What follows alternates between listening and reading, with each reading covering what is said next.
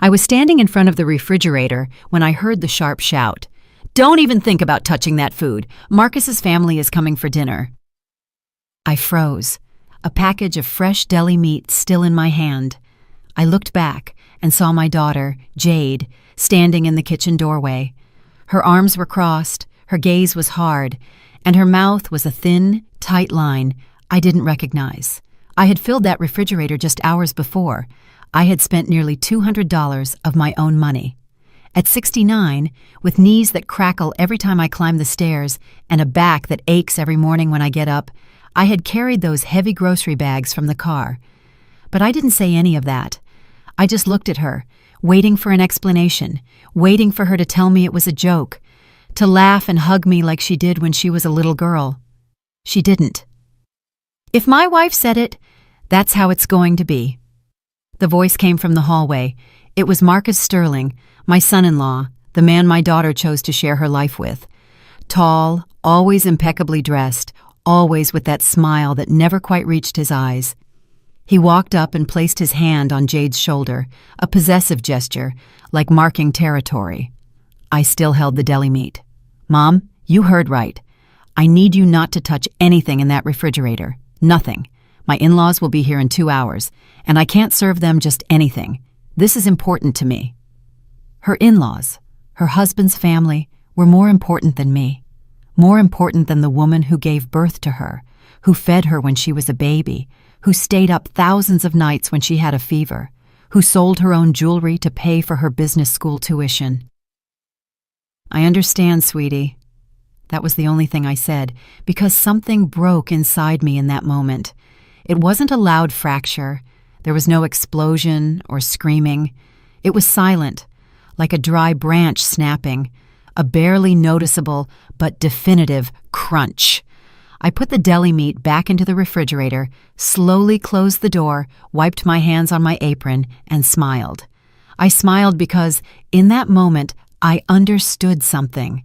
I understood that my daughter no longer saw me as her mother. She saw me as an obstacle, as someone who was surplus, someone who needed to be gotten rid of. And I smiled because I decided that if they were going to treat me this way, then I, too, would start making my own decisions. "I'm going to my room. Enjoy your dinner."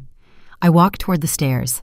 I felt their eyes boring into my back, but I didn't turn around. I climbed each step with my back straight, my head held high, though everything inside me was trembling. I reached my room and closed the door. I sat down on the edge of the bed, the same bed where I'd slept next to my husband, Frank, for 30 years, where I had cried when he died 10 years ago, where I was left completely alone until Jade convinced me to come live with her. "This is your house too, Mom. You'll always have a place with us." That's what she told me 2 years ago when I sold my small house to help her with the down payment on this one, when I put all my savings into this property that was supposedly for both of us, for the family, so we could have a place to be together. Lies. It was all lies. I got up and walked to the window. From there, I could see the garden, the roses I planted myself, the small lemon tree I put in when I moved here, the herb pots I tend every morning. I did all of that with my own hands, with my effort. Downstairs, I heard laughter, music, the doorbell. The in-laws had arrived. I heard Jade greet them with that sweet voice she no longer used with me. I heard Marcus offering them drinks. I heard the clatter of plates, the clinking of glasses, and I was up here in my room as if I were a child sent to time out, as if I'd done something wrong. But my only crime was buying the food they were now enjoying. I sat down in my favorite chair by the window, the one I brought from my old house, the only piece of furniture Jade allowed me to keep. Everything else we sold or gave away because, according to her, this house had its own style and my old things didn't match. I took my cell phone out of my pocket. I looked at it for a moment, thinking about calling my sister, Tanya, to tell her what had happened. But what would I say? That my own daughter had forbidden me to eat in my own home? It would sound ridiculous. It would sound like I was exaggerating, like a dramatic old woman seeking attention. I put the phone away and just sat there, looking out the window, watching the sky darken. Hours passed. I heard when the in-laws left. I heard when Jade and Marcus went up to their bedroom. I heard when everything went silent. Then I carefully crept downstairs, making no sound. The house was dark, except for the small light over the stove. I walked into the kitchen. I saw dirty plates piled in the sink, wine glasses with residue, leftover food on the counter. My food, the food I bought and paid for, and of which I hadn't tasted a single bite. I opened the refrigerator looking for something to eat, but almost everything was gone. They had eaten nearly all of it. Only a few odds and ends remained in plastic containers. I grabbed one. It was cold rice. I ate it right there, standing up, in front of the open refrigerator, the light illuminating my tired face. And as I ate that cold rice, I understood something else. I understood that this wasn't new. This had been happening little by little, so slowly that I didn't notice, like when water is gradually heated and the frog doesn't jump out because it doesn't sense the danger until it's too late. Small slights, comments, the looks. It had all been part of a plan to push me into a corner, to make me feel like I was excess, that I was a burden, that I should be grateful to have a roof over my head. But that roof was mine too. I put $50,000 toward buying it, all my life savings, everything Frank and I had saved for years. I gave it to Jade because I trusted her, because she was my daughter, because I thought she would care for me as I had cared for her. I closed the refrigerator, washed the empty container, and put it away. I cleaned up every trace that I'd been there, like a ghost, like someone who had no right to exist in her own house. I went back to my room. I lay down, but I couldn't sleep. All night I thought, remembering, piecing things together. The last 6 months had been strange. Jade would ask me to sign papers that were supposedly from the bank, renewals, forms, boring things I didn't fully understand. And I would sign because I trusted her, because she was my daughter. But now I wondered what exactly I had signed. What documents were those? Why was Jade always so insistent? Why was she always in a hurry? Why couldn't I read them calmly? I got up before dawn. I left my room without making a sound. I went downstairs to the living room. I checked the desk where Jade kept important papers, but it was locked. I looked for the key in the obvious places but couldn't find it. Then I went to my room and took out my personal document box. I looked for the original deed to the house, the document that proved I put my money here, that this house was also mine. It wasn't there. The deed wasn't where I had left it. I searched through every paper, every folder. Nothing. It had disappeared. And in that moment, I knew. I knew with total certainty. I had been robbed. My own daughter had stolen not only my dignity and my peace, but also my money, my future, and my security. I sat on the floor of my room with all my papers scattered around me, and I didn't cry, I didn't scream, I didn't make a scene. I realized that crying wouldn't get anything back, that screaming would only make me look like a crazy old woman, that no one would believe me if I started accusing them without evidence. So I decided something else. I decided I was going to be smart. I was going to investigate. I was going to recover what was mine, but silently, without anyone realizing it, without warning them that I had discovered their betrayal. I put all my papers back, washed my face, combed my hair, and got dressed like any other day. And when Jade came down for breakfast, I was already in the kitchen making coffee. "Good morning, Mom." "Good morning, sweetie. Did you sleep well?" "Yes, very well, thank you." She smiled, a perfect smile, as if nothing had happened, as if she hadn't humiliated me the night before, as if she hadn't stolen everything from me. And I smiled too, because now I knew how to play her game. The game of silence, the game of patience, the game of waiting for the exact right moment to act. I served her coffee, prepared her favorite breakfast, asked about her plans for the day. I acted like the perfect mother, the submissive woman she wanted me to be. But inside, I was already plotting. I was already thinking about every step, every move, about how I was going to get back my life, my house, my dignity. Because if I learned anything in 69 years, it's that revenge is a dish best served cold, very cold. and I had all the time in the world to prepare it. There are moments in life when you wonder at what exact point everything started to change, at what precise instant the person you loved turned into someone you don't recognize. I asked myself that question many times in the following days, and I always came to the same conclusion. It had all started much earlier than I wanted to admit. Jade was born when I was 26. It was a difficult pregnancy. I was on bed rest for the last 4 months. My husband Frank worked double shifts at the factory to make up for my absence from work. We were young. We had dreams. We had plans. And when she was born, everything seemed to make sense. She was a beautiful baby with big, dark eyes and a smile that lit up any room. I looked after her as if she were made of glass.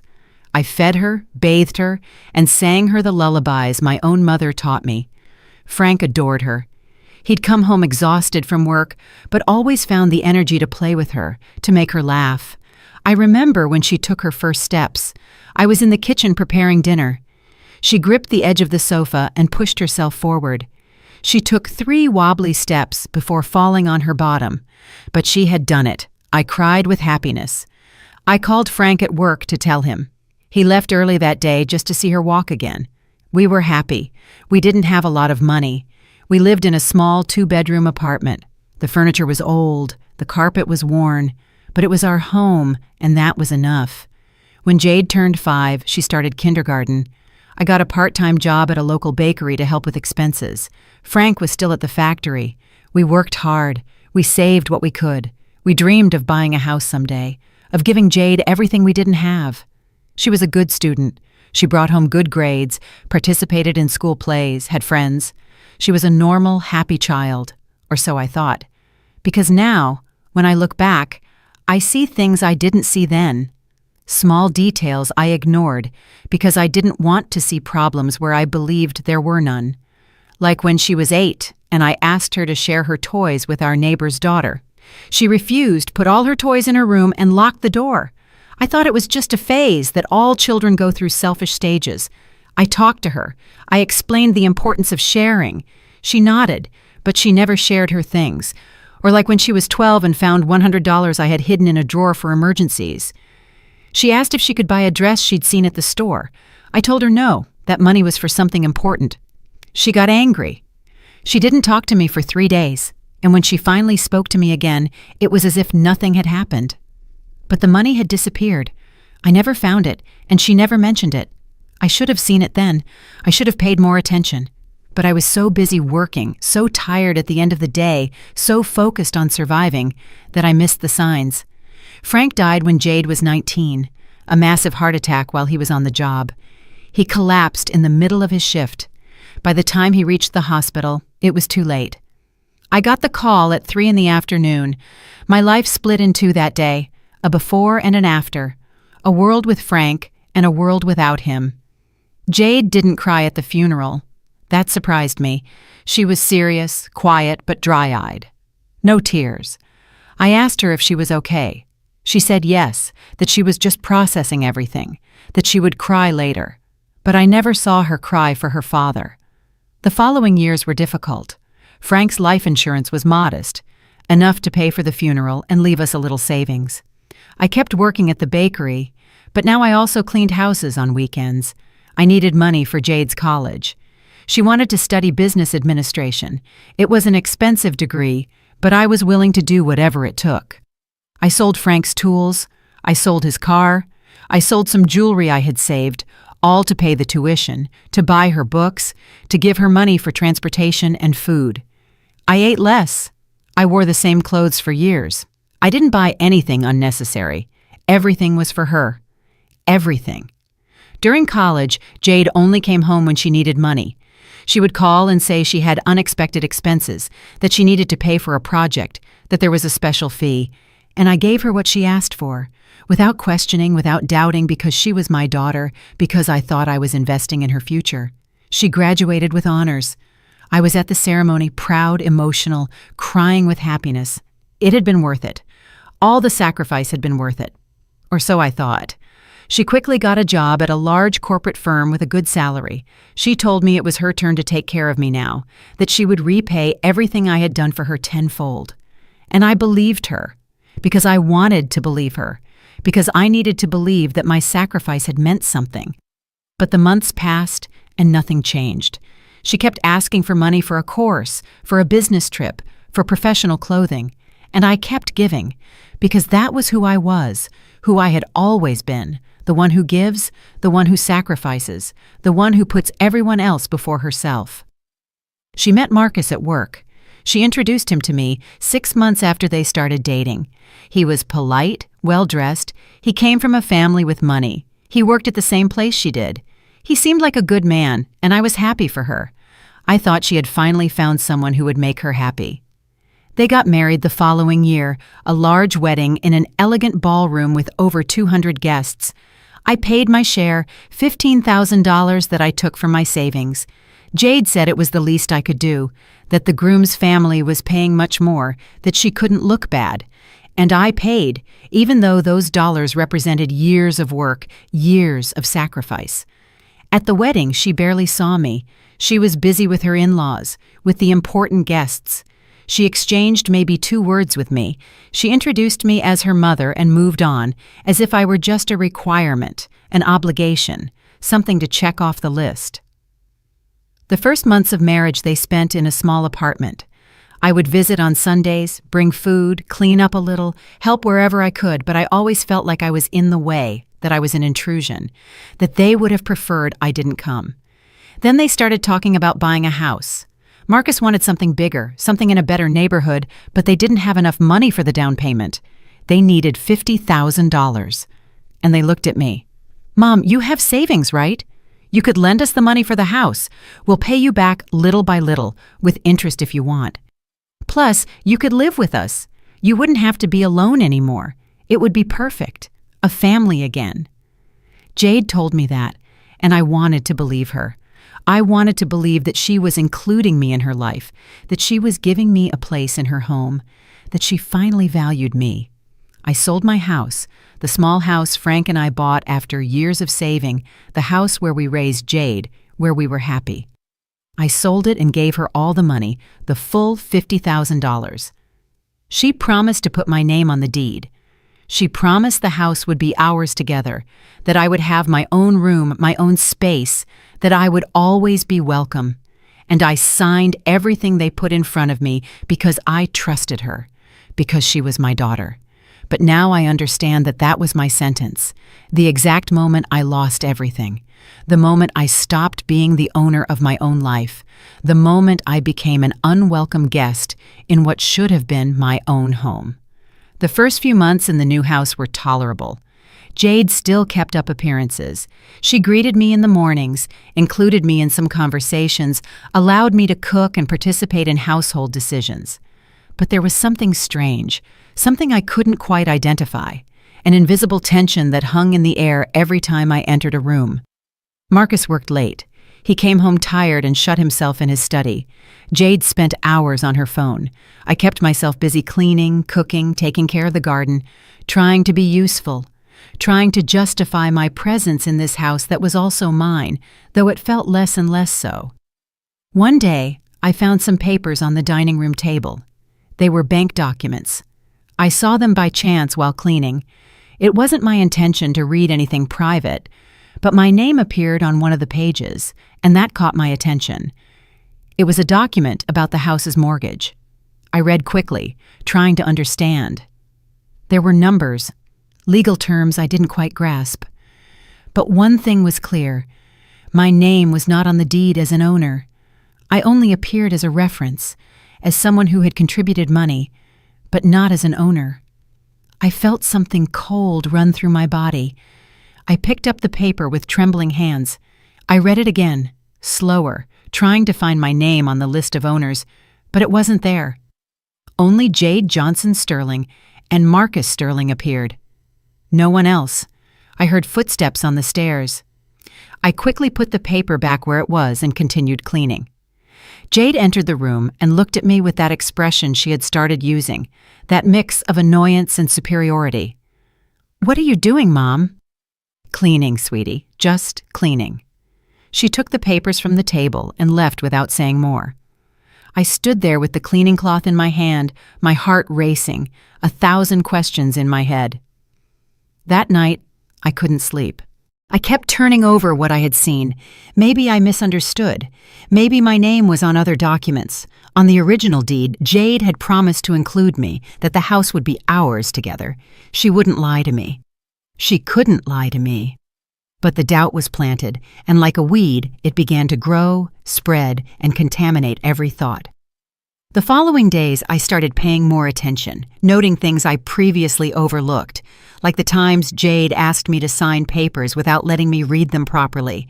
She'd say they were bank forms, renewals, boring things not worth reviewing, and I would sign, trusting her because she was my daughter. But now those signatures haunted me.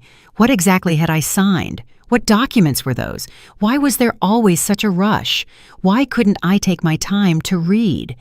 One afternoon, while Jade was at work, I searched the living room desk. I needed to find the house deed. I needed to see my name there. I needed to confirm that everything was in order, that I was just being paranoid.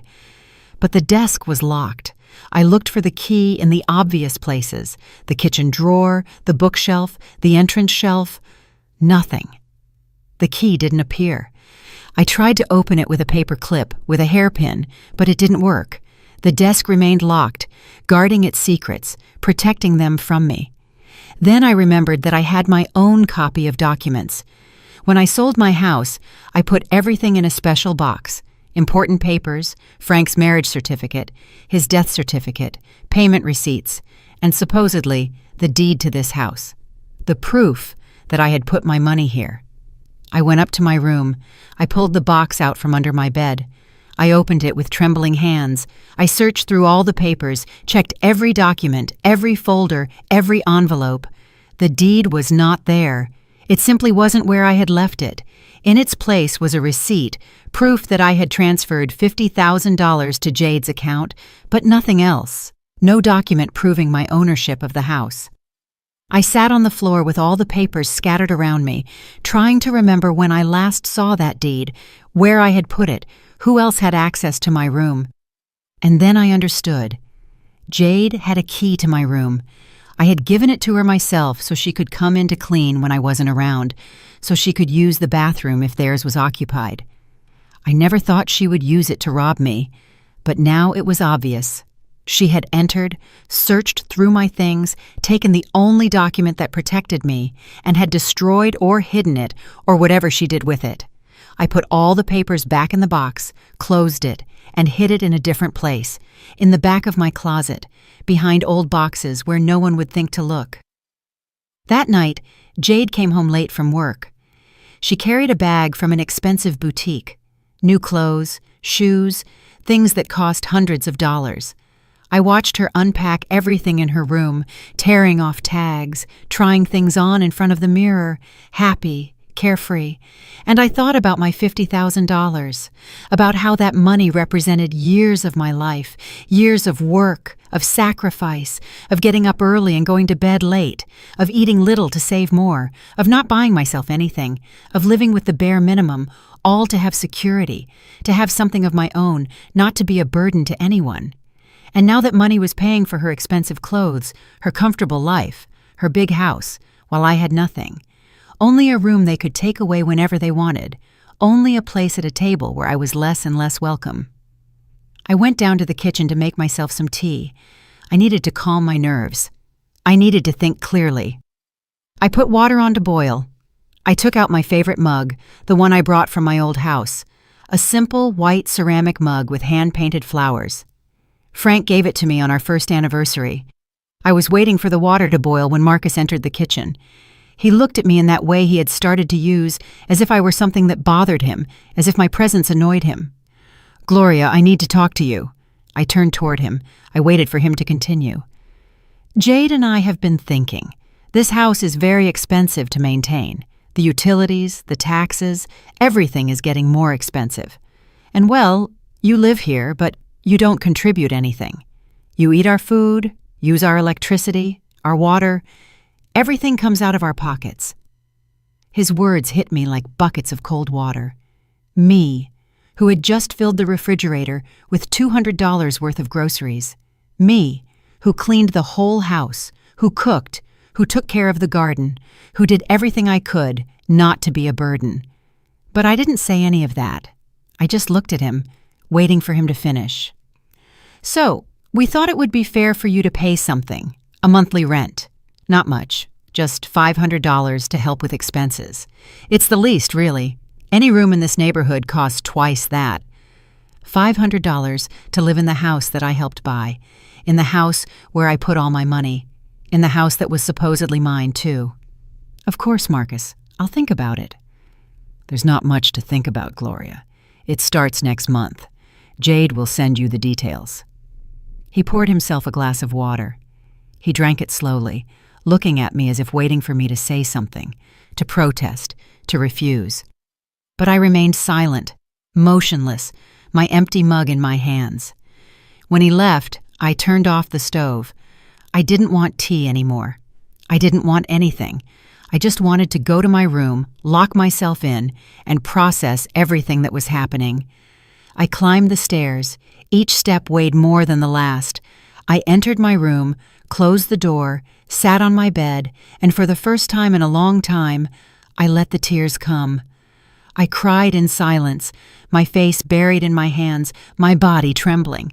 I cried for my naivete, for my stupidity, for having trusted so much, for having given everything without protecting myself, for having believed that a mother's love was enough. But after a while, the tears dried up, and something else appeared in their place. Something cold, something hard, something I didn't know I had inside. Rage. But not the hot rage that makes you scream, the cold rage that makes you think, the rage that plans, the one that waits, the one that acts at the precise moment. I got up, washed my face, and looked at myself in the mirror. I saw a 69-year-old woman, tired, with wrinkles, with gray hair, but with wide-awake eyes, filled with determination. I wasn't going to stand idly by. I wasn't going to let them rob me like this. I wasn't going to let them treat me like trash. I had given too much.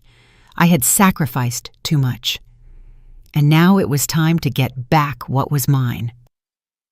The following days were strange. I continued to do everything as usual.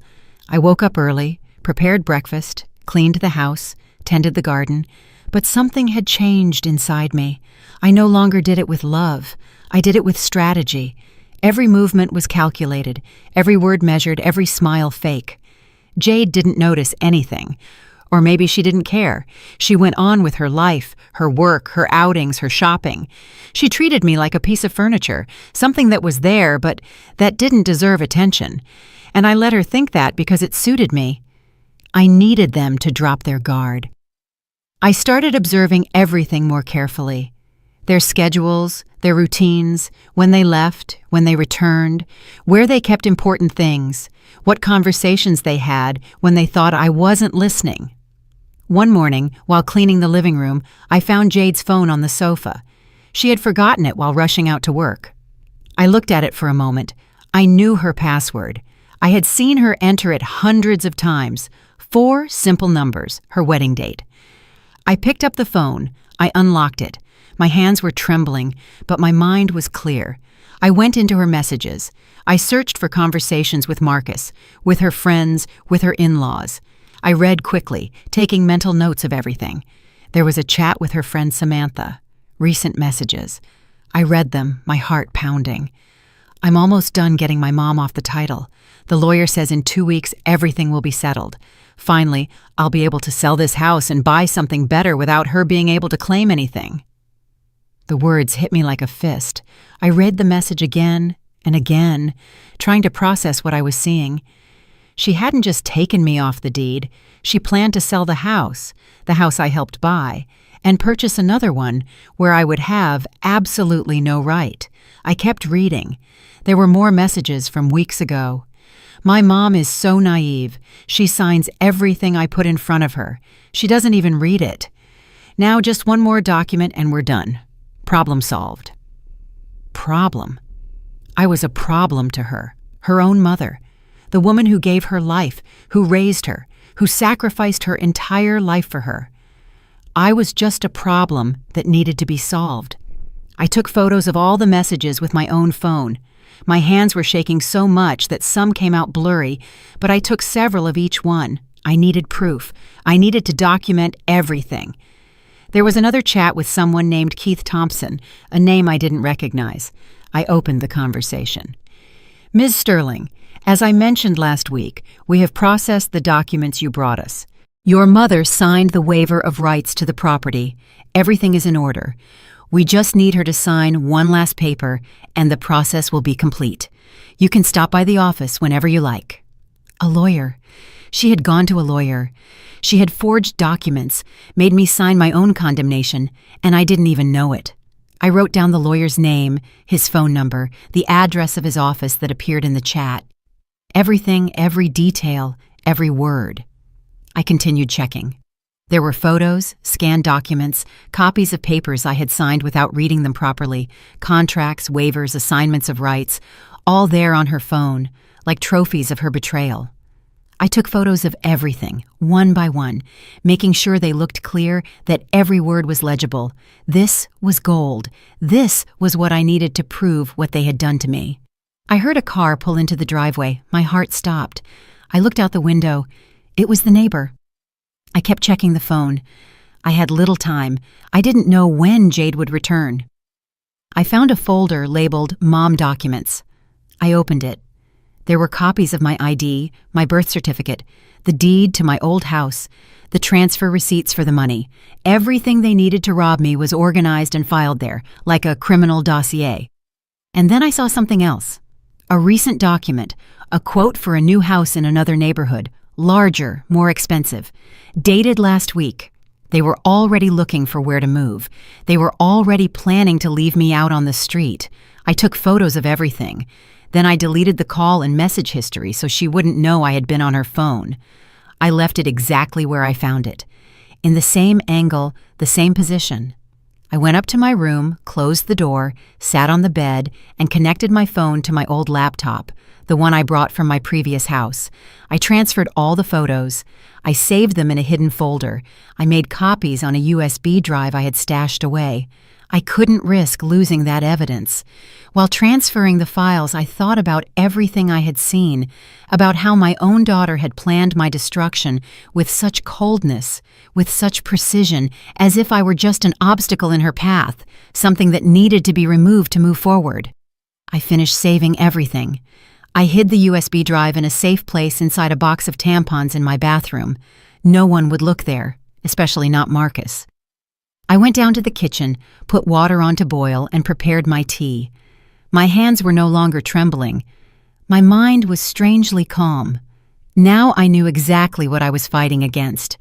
I knew how deep the betrayal was, and that gave me power, because knowledge is power, and I now had both. That afternoon, when Jade came home from work, she was frantic. She was desperately searching for something. "Mom, have you seen my phone?" "No, sweetie, where did you leave it?"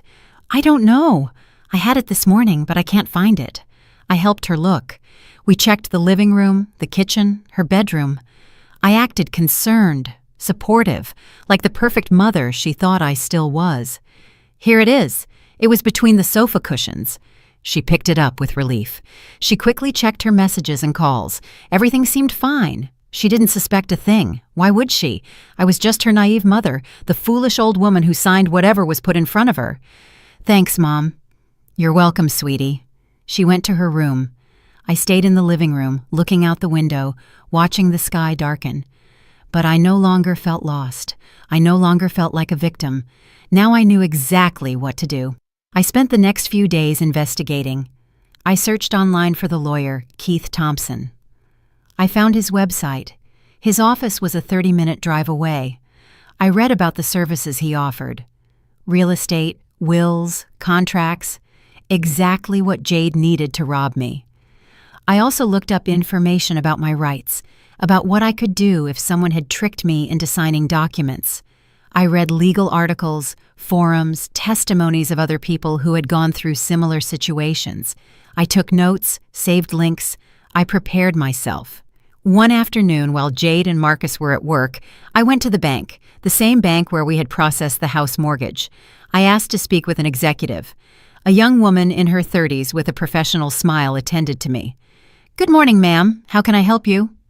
"I need information about a property. I'm a co-owner, but I don't have a copy of the documents. I want to know how I can get them."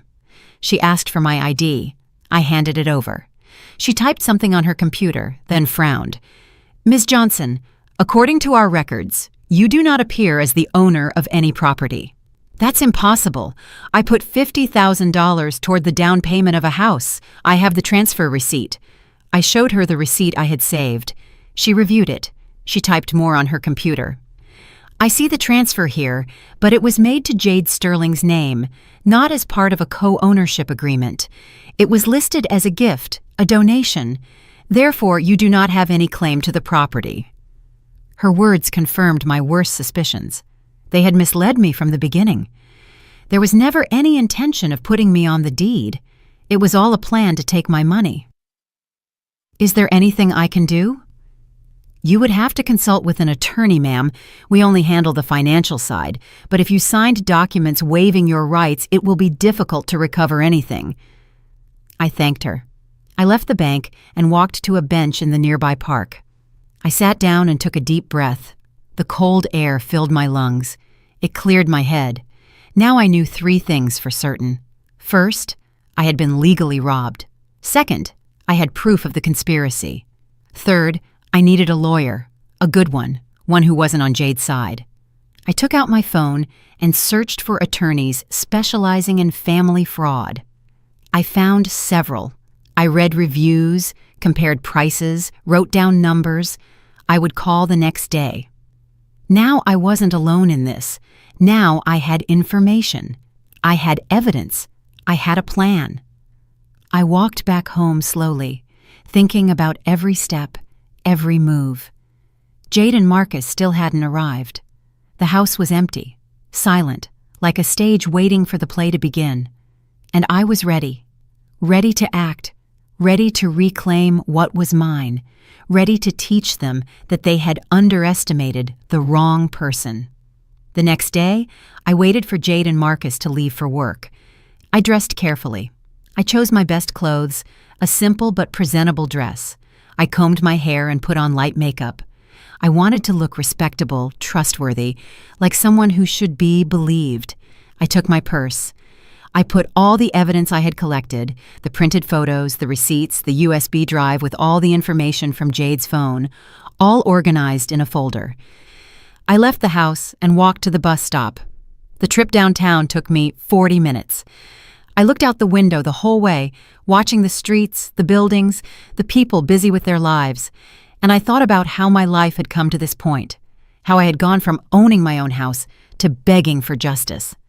The office of the attorney I had found was in an old building. I climbed the stairs to the 3rd floor. My knees protested with every step, but I kept going because this was important. This was my future. I knocked on the door. A secretary greeted me. I explained that I needed an urgent legal consultation. She made me wait in a small waiting room.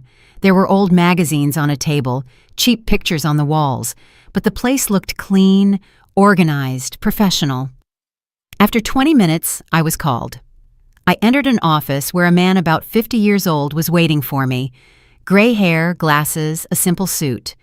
He offered me a seat with a kind gesture. "Ms. Johnson, I'm attorney Charles Reed. Tell me what brings you here."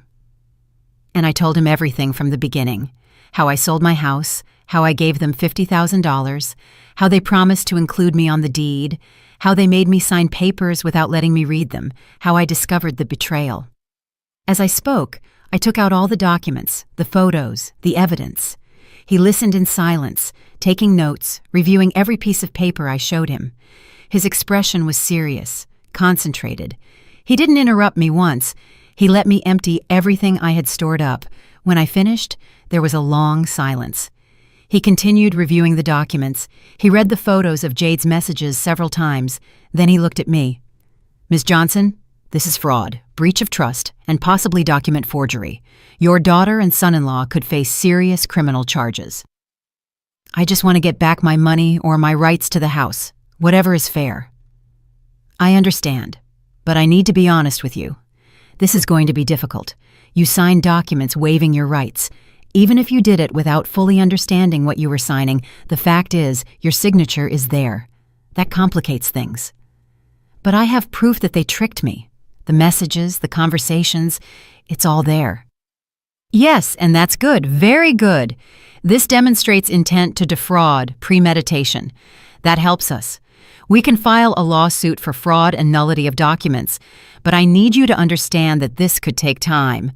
Months, maybe a year or more. My hopes sank a little. A year. Could I survive another year in that house, enduring the contempt, the humiliation, paying rent for something that should be mine? How much would all this cost? My fees are $200 an hour. For a case like this, we're talking about approximately $10,000 in total. Perhaps more, depending on how complicated it gets. $10,000. I didn't have it. I only had about $5,000 saved. The last of a lifetime of work. He must have noticed my expression because he added, "I can work with you, Ms. Johnson. I can take a $3,000 retainer and we can settle the rest when we win the case, when you recover your money. But I need to be clear, if we lose, you would still have to pay my full fees." It was a risk, but what choice did I have? Stay silent and lose everything, or fight and maybe recover something? I accept. What do you need me to do? First, I need you to sign a contract with me. Then, we are going to request copies of all the property-related documents from the county recorder's office. We'll ask for certified copies of everything your daughter filed, and we'll prepare a formal lawsuit. How long will that take? About a month to gather everything. Then we file the suit. Your daughter and son-in-law will be served. They will have to respond. That's when things get interesting. They'll know it was me. They'll know I sued them. Yes, there's no way to avoid that. But, Ms. Johnson, you have the right to defend yourself, to fight for what is yours. Don't let fear stop you now. He was right. I had already come this far. I had already discovered the truth. I already had the evidence. I couldn't back down. I signed the contract. I gave him a check for $3,000, almost everything I had in the bank. He gave me a copy of everything. He explained the next steps. He told me he would keep me informed of every development. I left his office feeling strange, scared, but also relieved. I had finally done something. I had finally taken action. I was no longer just a victim waiting for things to get better. Now I was a fighter. I made the journey back home in silence, thinking about what was to come, how they would react when they received the notification of the lawsuit, what they would say, what they would do. I arrived home before them. I changed clothes, put all my documents in the secret hiding spot, and started preparing dinner as if nothing had happened, as if it had been a normal day. When they arrived, I greeted them as always. Jade barely looked at me. Marcus didn't even return my greeting. We ate dinner in silence, each in our own world. And I observed, storing every detail, every gesture of contempt, every moment of humiliation, because all of that gave me more strength to move forward. The following days were a waiting game. Attorney Reed called me every week to update me. He had requested the documents from the county recorder. He was reviewing everything, preparing the legal strategy. He asked me for patience. Meanwhile, I kept documenting everything at home. Every time Jade treated me badly, every comment, every slight, I started carefully recording conversations on my phone without them realizing it. I didn't know if they would be legally useful, but I wanted to have everything recorded. One day, a certified envelope arrived in the mail. It was from the county recorder's office, documents the attorney had requested. I took it before anyone else saw it. I hid it in my room. That night, I opened it with trembling hands. Inside were copies of everything, the deed to the house, only with Jade's and Marcus's names, the documents I had signed, waiving rights I didn't even know I had. Everything was there in black and white, proof of my naivete, my stupidity, how they had used me. But there was also something else. Inconsistencies. Dates that didn't match. Signatures that looked different. The attorney had marked several points with sticky notes. "This is useful. We can use this. Possible forgery." I felt a spark of hope. Maybe there was a chance. Maybe I could win this. 3 more weeks passed. Attorney Reed scheduled a meeting at his office. When I arrived, he had everything prepared on his desk, a pile of organized papers, legal documents, the ready lawsuit. "Ms. Johnson, we are ready. I will file the lawsuit tomorrow. In 2 or 3 days, your daughter and son-in-law will receive the notification. I want you to be prepared for their reaction. It won't be pleasant." "I know, I'm ready." "I also need to warn you. It's possible they will try to intimidate you, pressure you to withdraw the lawsuit, or threaten to kick you out of the house. If that happens, call me immediately. We have legal resources to protect you." I thanked him. I left his office with a mix of fear and determination. In 2 days, everything would explode. In 2 days, there would be no turning back. That night, I barely slept. I thought about all the possibilities, all the ways this could go wrong. But I also thought about justice, about reclaiming my dignity, about showing them they couldn't just rob me and get away with it. The attorney filed the lawsuit on a Friday. He called me to confirm. "It's done, Ms. Johnson. Now we just wait." The weekend was eternal. Every time the doorbell rang, my heart raced. But nothing happened. Jade and Marcus continued their normal lives, oblivious to what was coming. On Monday morning, the mail carrier arrived and rang the bell. I opened the door.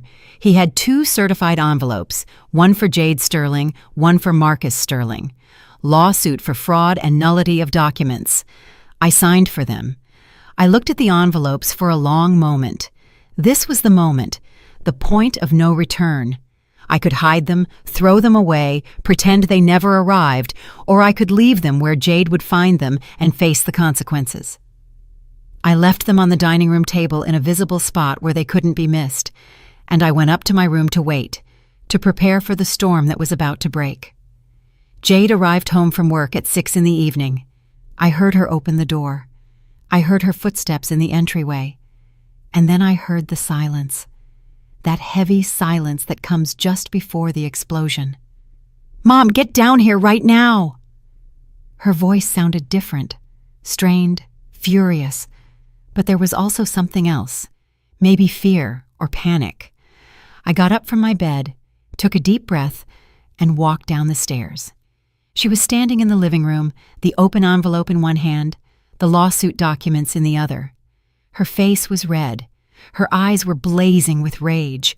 Marcus stood next to her, holding his own envelope, looking at me with pure hatred. "What is this?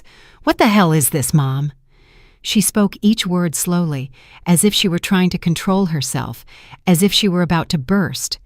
"It's a lawsuit for fraud, for stealing my money and my rights to this house." "Stealing? We didn't steal anything from you. You gave us that money. You signed all the documents. Everything was legal." "You tricked me. You made me sign things without telling me what they were. You promised me this house would be mine too, and you lied." "You're crazy. You're completely crazy, old woman. Nobody forced you to do anything.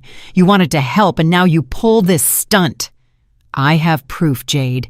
Messages, conversations, everything where you plan to sell this house and leave me out on the street, where you tell your friends I'm a problem that you're removing from the title." Her face changed.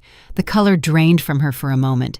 She looked at me with something that might have been fear, but she quickly disguised it with more rage. "You went through my phone. You invaded my privacy. That's invasion of privacy, Mom. That's a crime. And stealing from your mother isn't?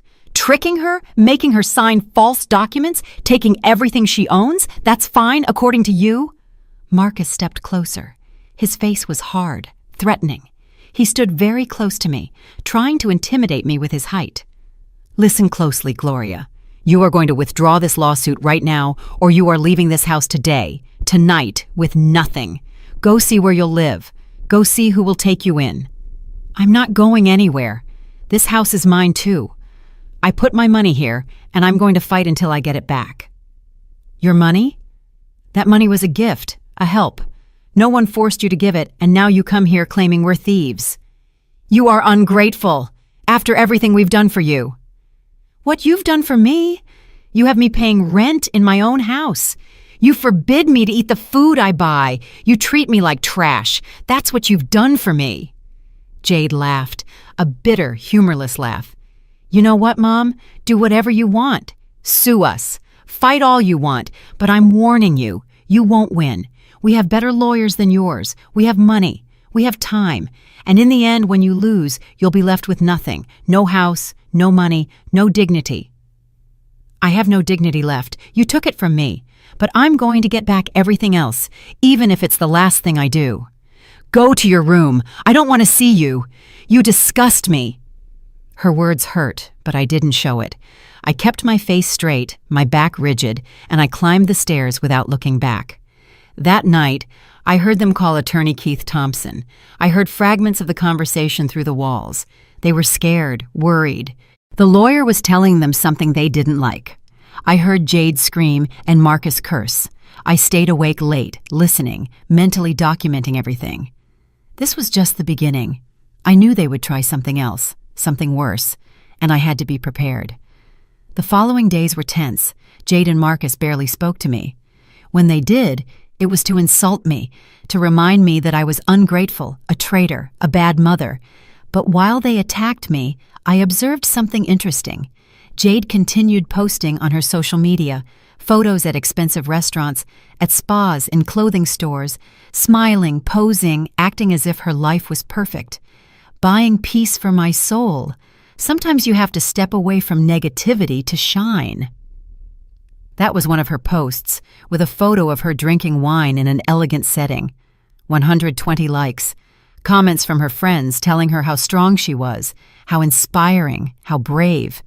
And I thought about the irony, how the negativity she mentioned was me, her mother, the woman who sacrificed everything for her. Now I was negativity to be avoided. But I kept watching. I kept taking screenshots of every post, every comment, every display of her luxury life paid for with my money. One afternoon, while they were out, attorney Reed called.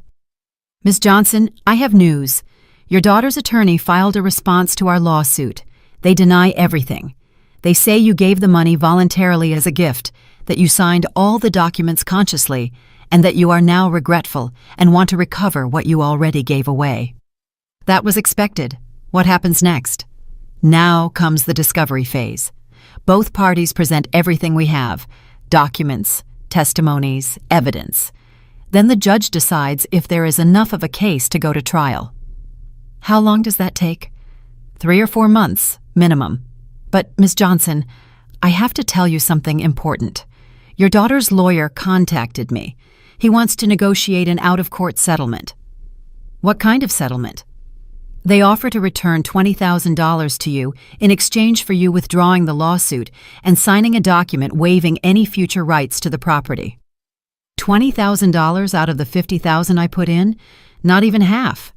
Exactly. It's a low offer, insulting even, but it's something, and it would avoid years of litigation, stress, and legal fees. No, I don't accept. I want everything that belongs to me or my rights to the house. I will not accept less. I understand. I just wanted you to know there's an offer on the table. But if you want to move forward, we will continue. We will fight until the end.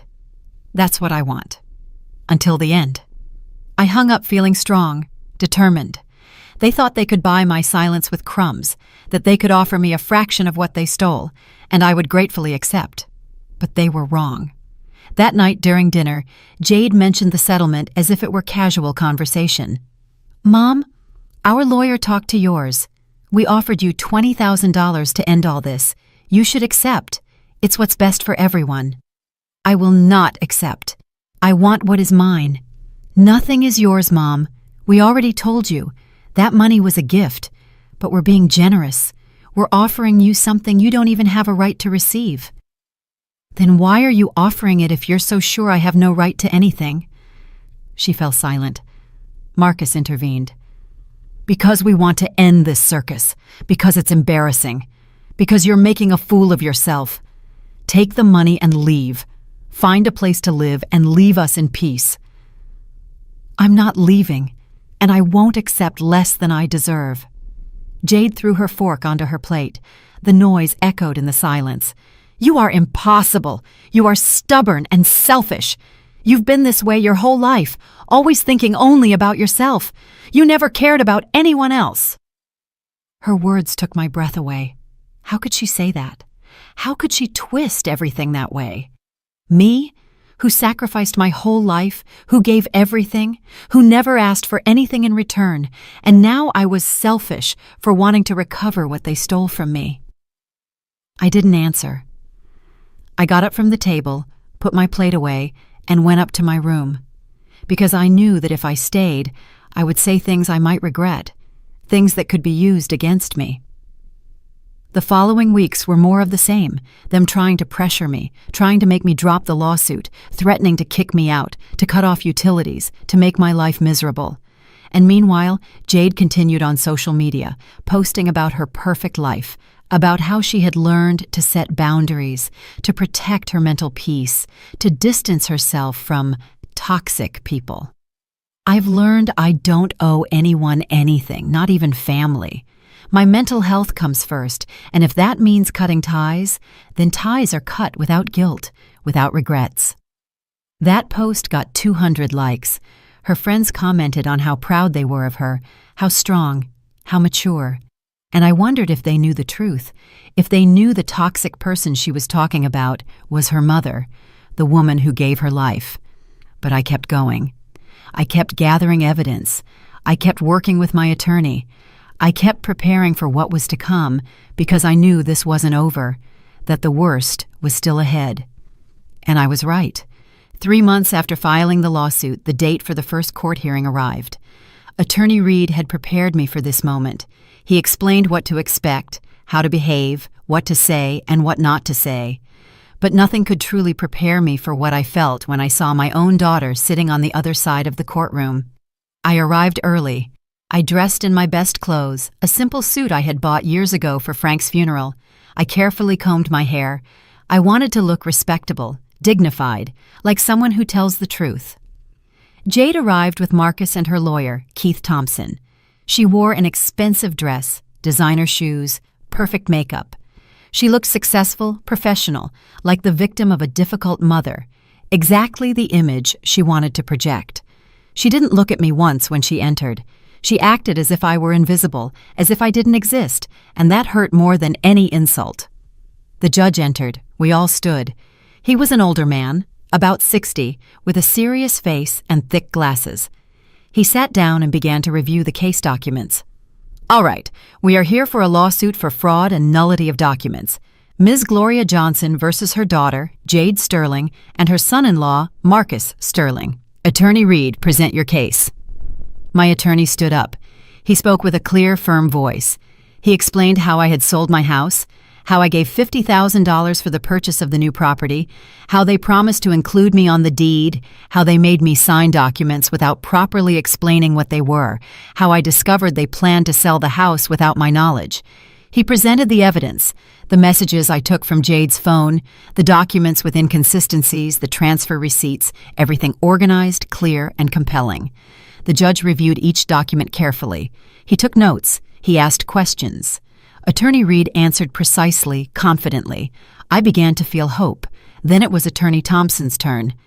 He stood up with a confident smile, with calculated movements, as if he already knew he was going to win.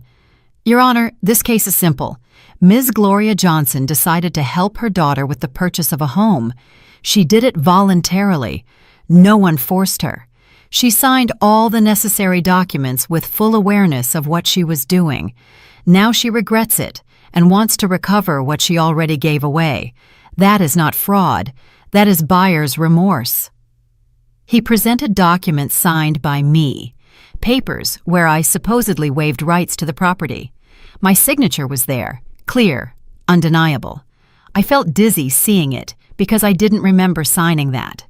"Furthermore, Your Honor, Ms. Johnson has lived on the property without paying rent for 2 years. She has had all the benefits of living in a $500,000 home without contributing to the expenses, and now she has the audacity to sue her own benefactors. Benefactors. That word burned me, as if they had done me a favor, as if I were a beggar grateful for the crumbs they gave me. The judge raised his hand to silence him. Attorney Thompson, I am seeing text messages where your client clearly indicates that she is removing her mother from the title through deception, that she plans to sell the property without her knowledge. How do you explain that?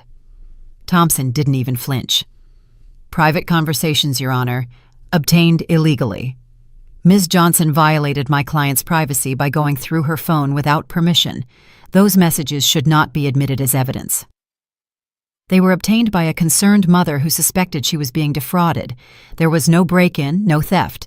She simply checked a phone that was in her own house and found proof of a crime. The judge continued reviewing documents. He asked more questions of both sides. When it was my turn, I responded with a trembling but clear voice. I told my story, how I trusted my daughter, how they tricked me, how I discovered the truth. Jade also spoke with tears in her eyes, her voice breaking. She acted like the hurt daughter, the victim of a manipulative mother who is now trying to extort her. My mother has always been like this, Your Honor, always controlling, always wanting power over my life. We offered her a home, we gave her everything, and now she repays us with this lawsuit, with these horrible accusations. It hurts. It hurts so much that my own mother thinks I'm capable of robbing her. Her performance was perfect. She cried at the right moment. Her voice trembled when it should. She looked at the judge with pleading eyes, and I saw how he watched her, how his expression softened slightly. And in that moment, I understood something. I understood that the truth doesn't always win. Sometimes whoever acts better, whoever lies better, whoever has the better lawyer, that's who wins. The hearing lasted 3 hours. In the end, the judge said he needed time to review all the evidence. He would issue his resolution in 2 weeks, and both parties had to wait for his decision.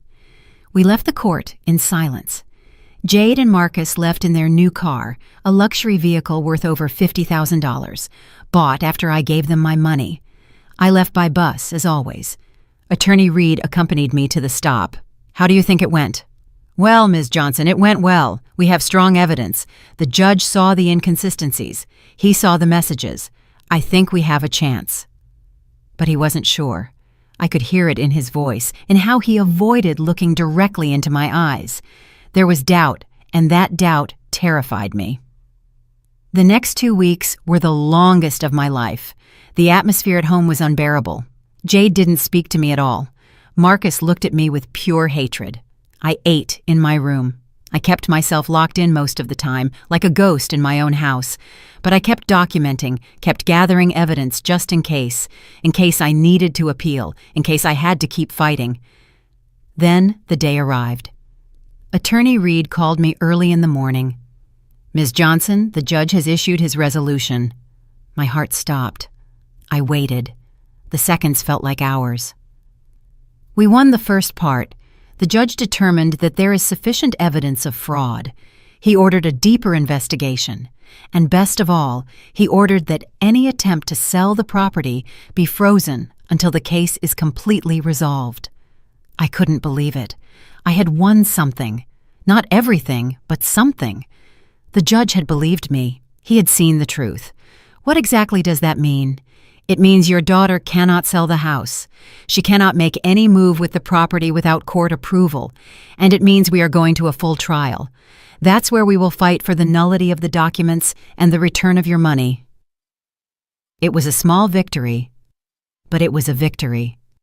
For the first time in months, I felt something close to hope. When Jade received the notification that afternoon, her reaction was explosive.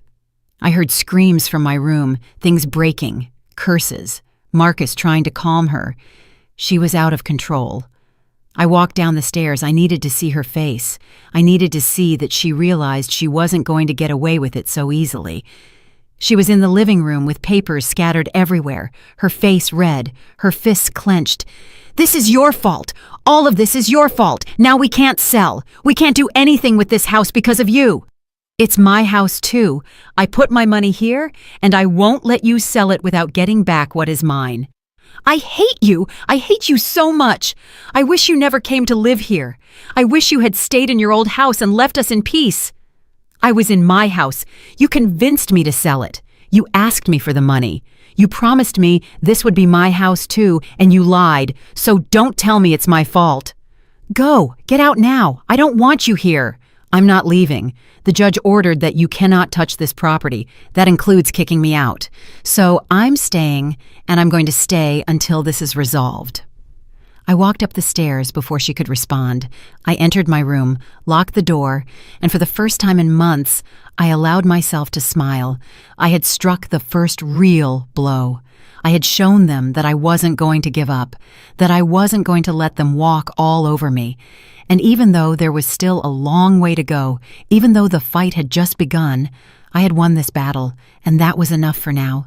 Enough to keep going, enough to keep fighting, enough to believe that maybe, just maybe, justice existed.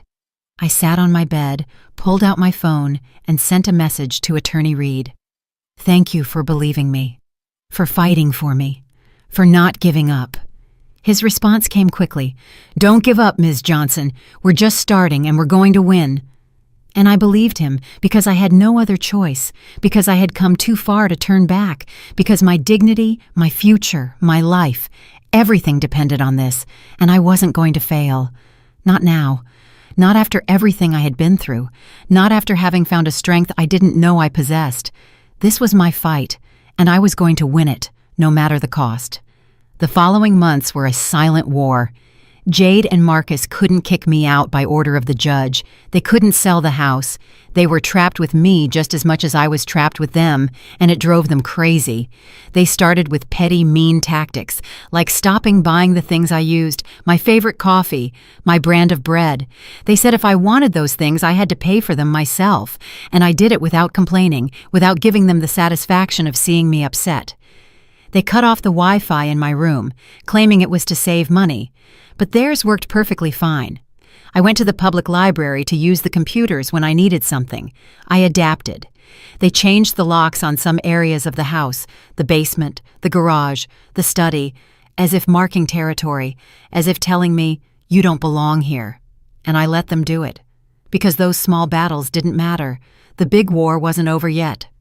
But while they played those childish games, I kept gathering evidence, documenting everything. Every act of hostility, every attempt to make my life difficult, everything was recorded. Everything was useful. Attorney Reed worked on the case. He presented more documents, more evidence. He got testimonies from neighbors who confirmed that I lived there, that I took care of the house, that I had put money into the property. 6 months after the first hearing, the date for the full trial arrived. This time, it would be definitive. The judge would decide whether the documents I signed were valid or if I had been a victim of fraud. He would decide whether I recovered my money or lost everything. The night before, I couldn't sleep.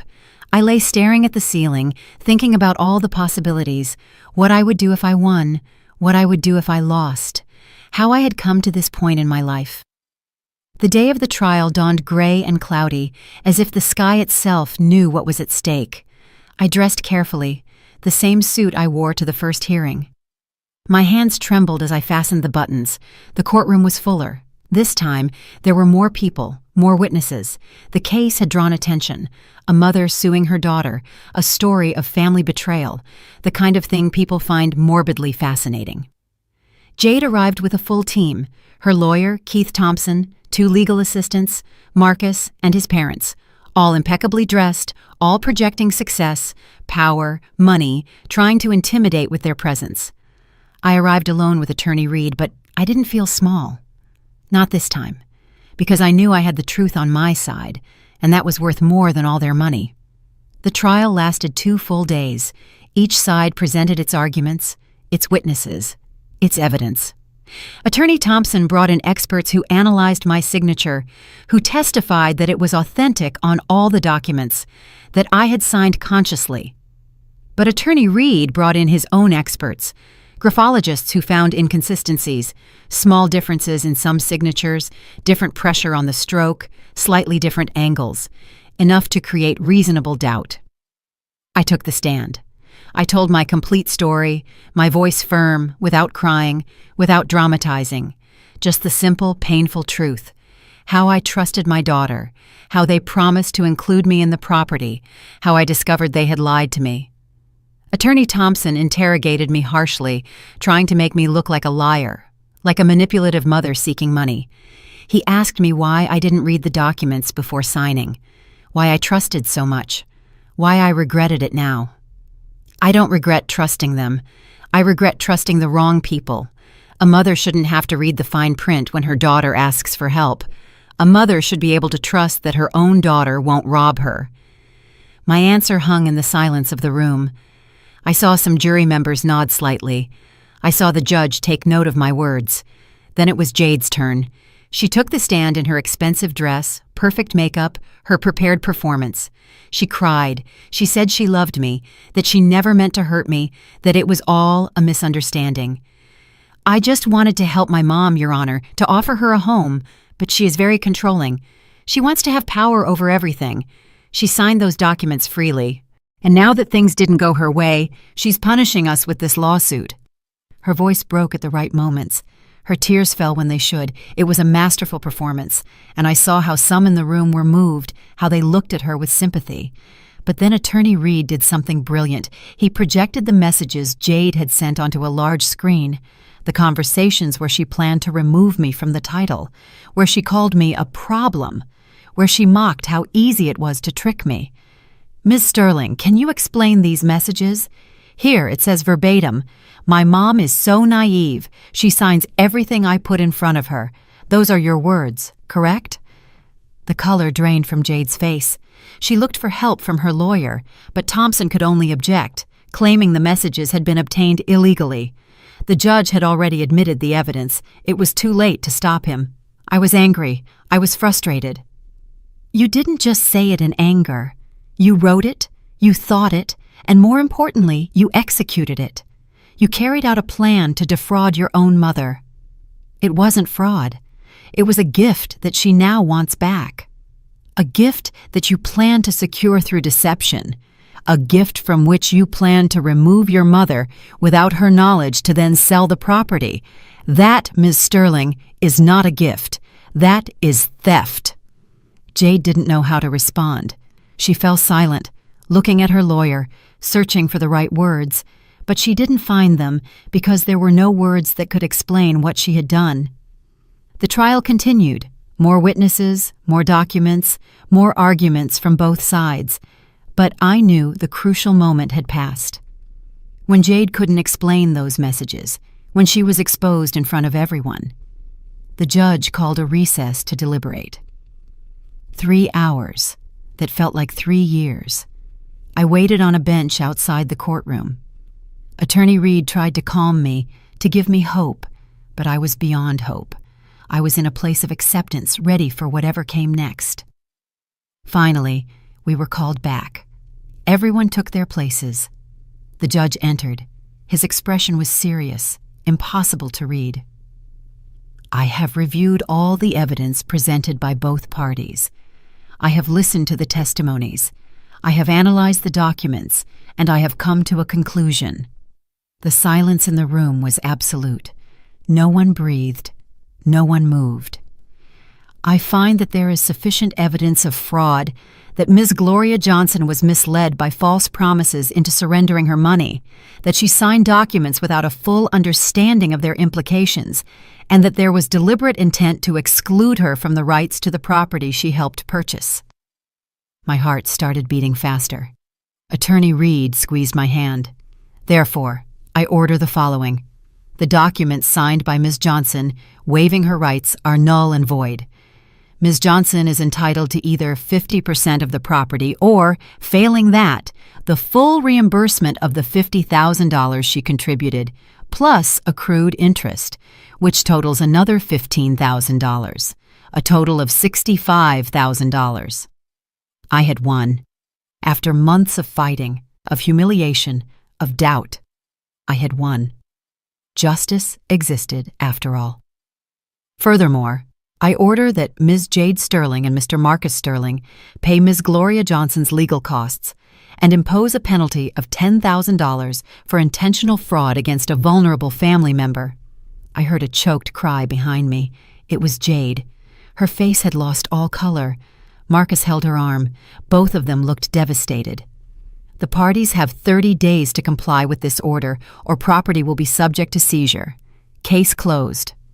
The sound of the gavel resonated like thunder, and with that sound, everything ended. I had won.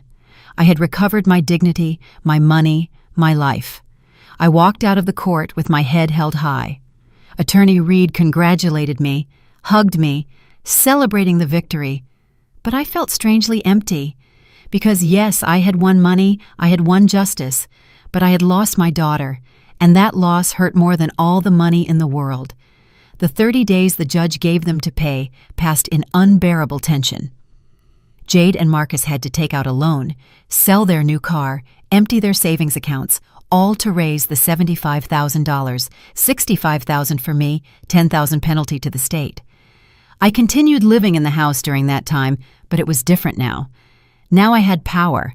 Now they had to treat me carefully, because the judge had made it clear that any act of hostility could result in more sanctions. We didn't speak. We crossed paths in the hallways like ghosts, each in our own world, waiting for this nightmare to end, although for each of us, the nightmare meant something different. The day I received the check was strange. There was no ceremony, no words. Attorney Thompson came personally. He handed me the check for $65,000, more than what I had originally lost. I took it with hands that no longer trembled, that no longer doubted. "Thank you, attorney." He just nodded. He looked tired, defeated, as if this battle had cost him more than just time and effort. When he left, I looked at the check for a long time. This piece of paper represented my victory, my justice, but it also represented the definitive end of my relationship with my daughter. Because after this, there was no going back. There was no way to repair what had been broken. That afternoon, I called a real estate agent. I asked her to help me look for a small place, a one-bedroom apartment. Something simple, something mine, something no one could take away from me. In 2 weeks, I found the perfect place. An apartment in an older but well-maintained building.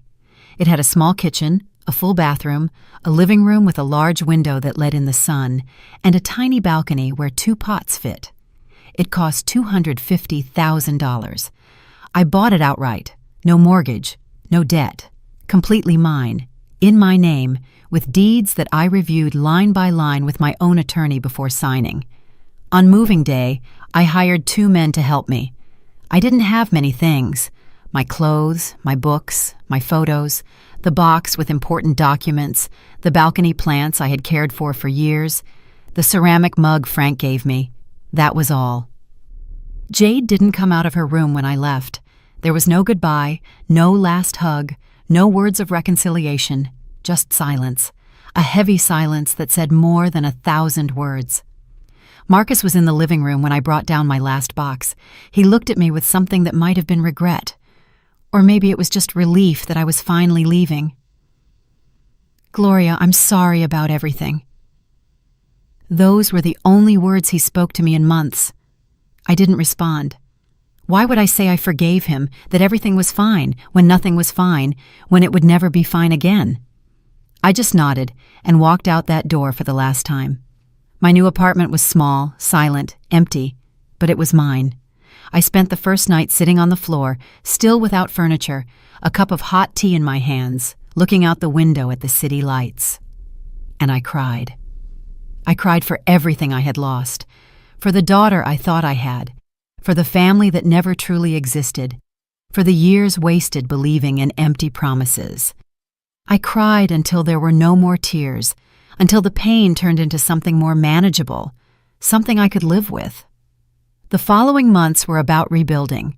I bought simple furniture, a bed, a small table, 2 chairs, a comfortable armchair for reading. Nothing expensive, nothing ostentatious, just what was needed to live with dignity. I used some of the leftover money to take a baking class, something I always wanted to do but never had time for. I learned to make cakes, cookies, artisanal bread, and I discovered I had a talent for it. I started selling my products to neighbors, to little shops in the neighborhood. It wasn't a lot of money, but it was mine, earned with my own effort, without depending on anyone, without owing favors to anyone. One afternoon, while watering my plants on the balcony, my phone rang. It was an unknown number. I hesitated before answering, but something told me to do it. "Mom?" Jade's voice hit me like a punch to the stomach. I hadn't spoken to her in 8 months, since the day I left their house. "Hello, Jade." Silence on the other end. Heavy breathing, as if she was searching for the right words. "I just wanted you to know that Marcus and I are getting a divorce. He blames me for everything that happened, for losing the money, for the embarrassment, for everything, and I'm all alone, Mom. Everyone turned their backs on me." Her voice cracked. She started to cry, and part of me, that part that will always be her mother, wanted to comfort her. It wanted to tell her that everything would be okay, that I forgave her, that we could start over. But another part of me, the part that had been betrayed, robbed, humiliated, that part stood firm. "I'm sorry for what you're going through, Jade. I really am sorry, but I can't be your support right now, not after everything." "But you're my mom. You're all I have." "And you were my daughter. You were all I had, and you stole from me. You betrayed me. You made me feel worthless. So no, I can't be what you need right now. Maybe someday, but not now. Mom, please." "Take care, Jade. I truly wish you the best, but I need time. A lot of time." I hung up before she could respond, before my resolve could weaken. I turned off the phone and stood there, trembling, crying, but also feeling strong, because I had set a boundary, because I had chosen my own peace over guilt. More months passed. Autumn turned into winter, winter into spring.